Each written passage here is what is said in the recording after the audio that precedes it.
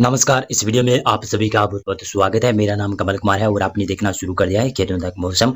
तो इस वीडियो में मैं बात करने वाला हूं कि मानसून किस तिथि तक संपूर्ण भारत के ऊपर पहुंचेगा, किस प्रकार से वितरण होगा, किस प्रकार से ये मानसून पहुंचेगा आपके राज्य में, उसके बारे में चर्चा करूंगा। सबसे पहले आप देख सकते हैं कि यहाँ पर एनसो किस प्रकार से रहने की संभावना है नजर आ रही। पहले यहाँ पर दिखाई दे रहा है कि अल नीनो फोरकास्ट की बात की जाए तो अल नीनो फोरकास्ट मई तक लगभग न्यूट्रल होने की कंडीशन बनी हुई है। आप देख सकते हैं कि अल नीनो की जो कंडीशन है, ये देख सकते हैं कि ये लाल रंग का जो कलर दिखाई दे रहा है, ये सिर्फ यहाँ पर अप्रैल माह में भी है और उसके बाद में ये धीरे-धीरे कर नीचे आ रहा है। तो मई माह में ये कमजोर पड़ता हुआ दिखाई दे रहा है। और एनसो की फोरकास्ट है कि एनसो मई महीने में काफी ज्यादा ऊंचा अधिक रहेगा और जून में भी काफी अधिक रहेगा एनसो का फोरकास्ट। और ला लीना कंडीशन, जो कि ला लीना कंडीशन भारत के मानसून के लिए काफी अच्छी होती है, अब वो भी काफी ज्यादा बढ़ती हुई नजर आ रही है। देखेंगे तो जून में ला लीना कंडीशन न्यूट्रल से थोड़ी सी आगे बढ़ जाएगी और उसके बाद में जुलाई हो गया और अगस्त, सितंबर, अक्टूबर के क्षेत्रों पर, अक्टूबर के माह में भी इस प्रकार से ये बढ़ेगा। और इसके साथ साथ में मानसून भी काफी अच्छा रहने की संभावनाएं बनती हुई नजर आ रही है। और इसी प्रकार से देखेंगे तो ये है यहाँ पर आईओडी का फोरकास्ट। देखें तो आईओडी इसमें लालिना अलिनो कंडीशन वो भी सेम टू सेम दिखाई दे रही है। यहाँ पर लालिना भी कंडीशन बनती हुई नजर आ रही है और ये जो आईओडी है ये भी काफी ज्यादा पॉजिटिव नजर आ रहा है। अभी आईओडी मई महीने में काफी ज्यादा पॉजिटिव रहेगा और जुलाई फिर जून के सॉरी मैं माफी चाहूंगा, जुलाई और जून में काफी पॉजिटिव रहेगा। अगस्त में भी धीरे धीरे पॉजिटिव रहेगा और सितंबर इसी प्रकार का रहने की संभावना नजर आ रही है। और इसी प्रकार से देखेंगे तो लॉन्ग पीरियड एवरेज रेनफॉल किस प्रकार से देखने को मिलता है, यानी किस प्रकार से मानसून का वितरण होता है। आप देख सकते हैं कि मानसून की सामान्य तिथि की बात करें तो 23 मई तक लगभग ये मानसून पहुंच जाता है, अंडमान और निकोबार के आसपास तक पहुंच जाता है।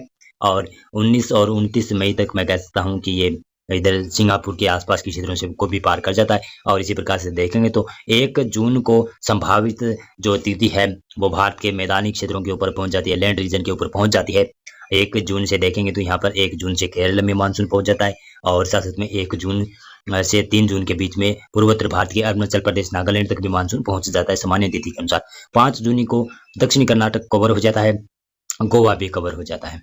और इसी के साथ साथ में 5 जून को लगभग मानसून पूर्वोत्तर भारत को संपूर्ण कवर करता हुआ दिखाई देता है। केवल सिक्किम और हिमालय पश्चिमी बंगाल बचा रहता है। और इसी प्रकार से देखेंगे तो यहाँ पर 10 जून को महाराष्ट्र में दाखिल हो जाता है, कोंकण गोवा के दक्षिणी क्षेत्र, मध्य महाराष्ट्र के दक्षिणी क्षेत्रों तक और दक्षिणी तेलंगाना, आंध्र प्रदेश के क्षेत्रों के इस प्रकार सामान्य तिथि जो जारी की गई है उसके अनुसार दिखाई दे रहा है। और सिक्किम और हिमालय पश्चिमी बंगाल में भी पहुंच जाता है। 15 जून को देखेंगे तो महाराष्ट्र का समूचा क्षेत्र कवर होने की संभावना बनी रहती है और ये सामान्य तिथि है और इस सामान्य तिथि में भी काफी ज्यादा बड़ा बदलाव होता रहता है, किस प्रकार से मानसून आ सकता है।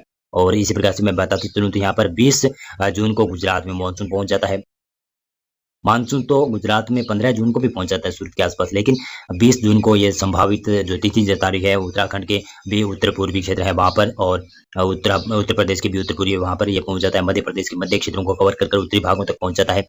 और इसी प्रकार से देखें तो 25 जून को राजस्थान के दक्षिणी पूर्वी क्षेत्रों तक और गुजरात के लगभग समूचे क्षेत्रों के ऊपर पहुंच जाता है। और उत्तर प्रदेश के पूर्वी क्षेत्र है, उत्तराखंड, हिमाचल प्रदेश, जम्मू कश्मीर के क्षेत्र है, गिलगित लद्दाख के क्षेत्र है, यहाँ पर मानसून पहुंच जाता है। इसी प्रकार से देखें तो 30 जून के सामान्य तिथि के अनुसार तो देखें तो गुजरात को 30 जून को लगभग मानसून कवर कर जाता है। राजस्थान का आधा एरिया कवर हो जाता है, पंजाब, हरियाणा, दिल्ली लगभग आधे से ज्यादा कवर एरिया हो जाता है।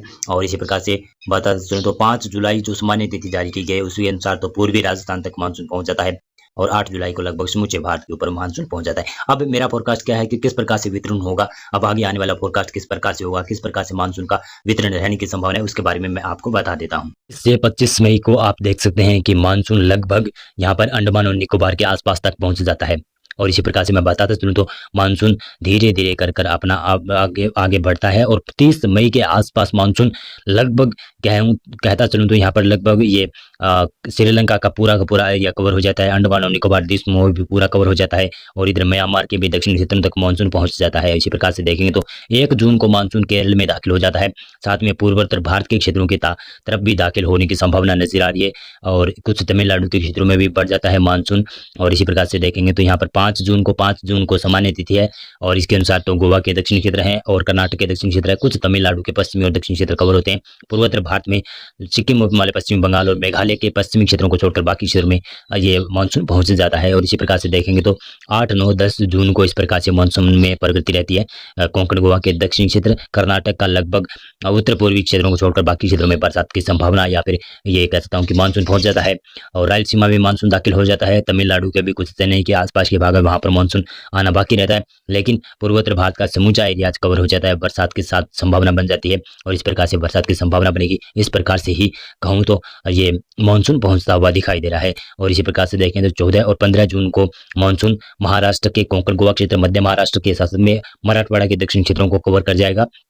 तेलंगाना के दक्षिणी पश्चिमी क्षेत्र है और आंध्र प्रदेश का लगभग समूचा क्षेत्र है, उड़ीसा का समूचा क्षेत्र है, बिहार, झारखंड, पश्चिमी बंगाल के भी समूचे क्षेत्रों के ऊपर मानसून पहुंच जाता है। और पूर्वी उत्तर प्रदेश में मानसून दाखिल हो जाता है। और इसी प्रकार से मैं बता चलूं तो 18 और 19 जून को लगभग गुजरात के दक्षिणी पूर्वी क्षेत्रों के ऊपर मानसून पहुंच जाता है। महाराष्ट्र का संपूर्ण एरिया कवर होता हुआ दिखाई दे रहा है। पूर्वी मध्य प्रदेश के ऊपर भी मानसून दाखिल हो जाता है। पूर्वी उत्तर प्रदेश के कई क्षेत्र है, उत्तराखंड के भी उत्तर पूर्वी क्षेत्र है, वहां पर मानसून की शुरुआत देखने को मिलती है। मानसून दस्तक दे देगा इसी प्रकार से। और इसी प्रकार से देखेंगे तो 21 और 22 जून को इस प्रकार से मानसून आगे बढ़ेगा। यहाँ पर पहाड़ी राज्य में लद्दाख, जम्मू कश्मीर, हिमाचल प्रदेश, उत्तर प्रदेश के समूचे क्षेत्रों तक मानसून पहुंच जाएगा।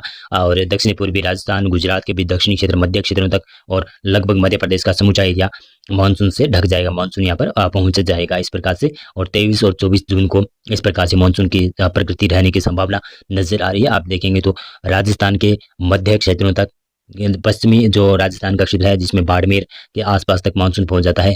और इधर पूर्वी राजस्थान के शिखर झुंझुनू तक भी संभावना बन सकती है। पंजाब, हरियाणा का लगभग समूचा एरिया कवर हो जाता है। केवल राजस्थान से सटे हुए, उत्तरी राजस्थान से सटे हुए क्षेत्र है वो बाकी रहते हैं। और इस प्रकार से देखेंगे तो 28 जून को मेरा अनुमान है कि लगभग समूचे भारत में मानसून दाखिल हो जाएगा। और समूचे भारत के ऊपर मानसून की प्रगति देखने को मिल सकती है। काफी जगहों पर अच्छी बरसात शुरू हो जाएगी। उत्तर पश्चिमी भारत और दक्षिणी और मध्य पूर्वी भारत में जुलाई माह में काफी ज्यादा बरसात की संभावना है। और जून माह में भी आईएमडी ने फोरकास्ट किया है कि बरसात की संभावना काफी ज्यादा नजर आ रही है। अभी के लिए फोरकास्ट में बस इतना था। वीडियो को लाइक और चैनल को आप सब्सक्राइब करते हैं। बहुत बहुत धन्यवाद आपका पूरा वीडियो देखने के लिए।